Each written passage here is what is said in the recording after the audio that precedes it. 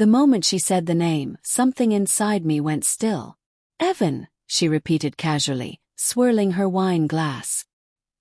He's just a coworker. Just a coworker.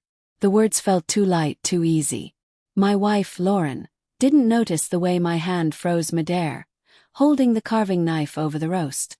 She didn't notice the tiny tremor in her voice when she said his name again. Evan, the same name I'd seen once years ago on an old photo buried in her drawer. Her ex. For a second I said nothing. The room seemed to contract around us.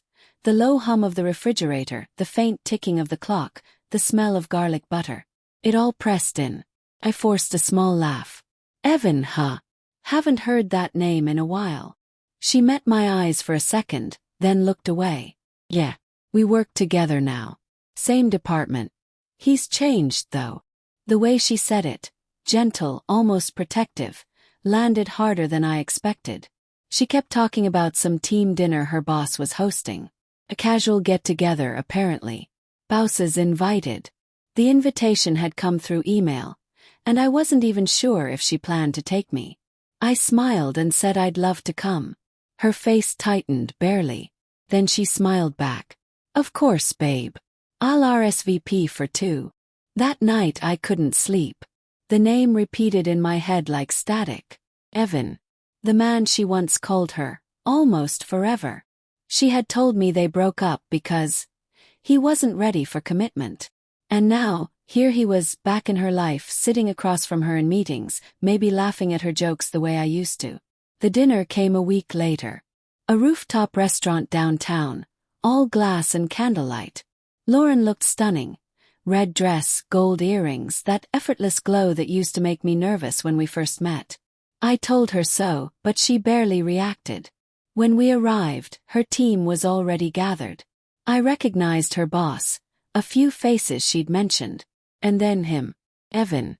Broad shoulders, confident smile, that polished kind of charm that knows its own effect. He greeted Lauren with an easy hug, one that lasted a second too long. Hey, he said, turning to me, hand outstretched. You must be Ryan. Heard a lot about you. I shook his hand. Firm grip. Fake smile. Can't say the same, Evan. Lauren shot me a look. Half warning, half plea. I let it pass. Throughout the night I watched them. The way they talked, how she leaned in slightly when he spoke, how his hand brushed her arm once, lightly, like a habit that had survived time. At one point I excused myself to the restroom just to breathe. My reflection looked tired, older. I hated the feeling clawing at my chest. Not quite anger, not yet jealousy. Something quieter, heavier. By the time dessert came, I was running on fumes. I smiled when I had to, laughed at jokes I didn't hear, but inside something had cracked. That night back home she was distant. You were quiet, she said, slipping out of her heels. Just tired. You could have tried to be nicer. To him. To everyone, she snapped, then softened. Ryan, please. Don't make this weird. I didn't answer. The silence between us felt like a wall. Over the next few weeks, she mentioned Evan often. Too often. Evan thought the new client was risky. Or Evan suggested a different pitch. Every time she said his name, she smiled without realizing it. Noticed. Then one Friday she said she'd be late. Team drinks, she said, grabbing her purse. You don't mind, right? I wanted to say I did. But I just nodded.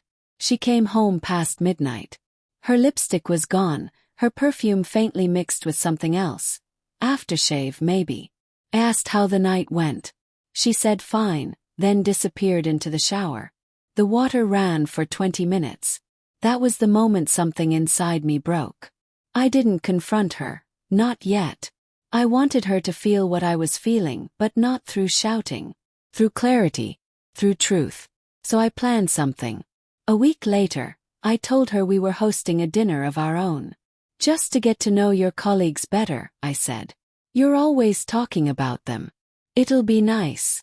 She hesitated but agreed. The evening came. I set the table perfectly.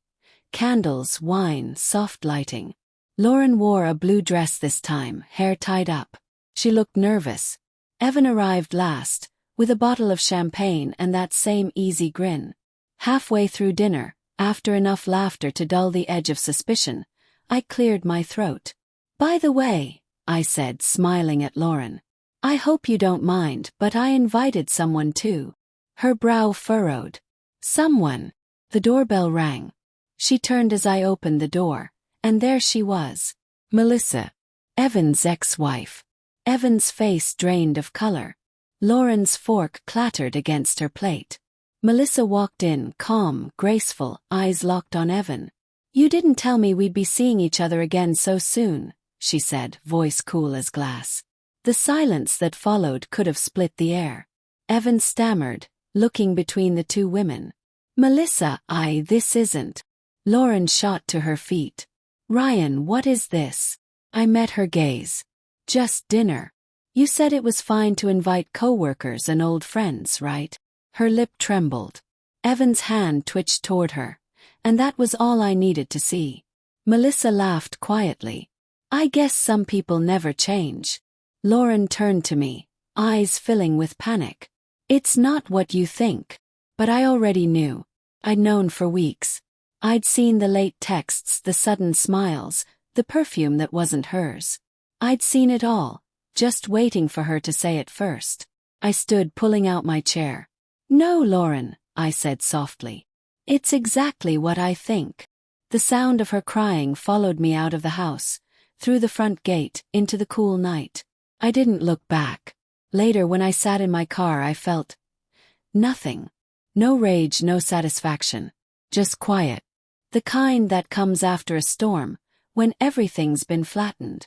In the rearview mirror, I saw the house lights flicker as she opened the door again, calling my name. But I didn't move. Sometimes the loudest goodbye is silence.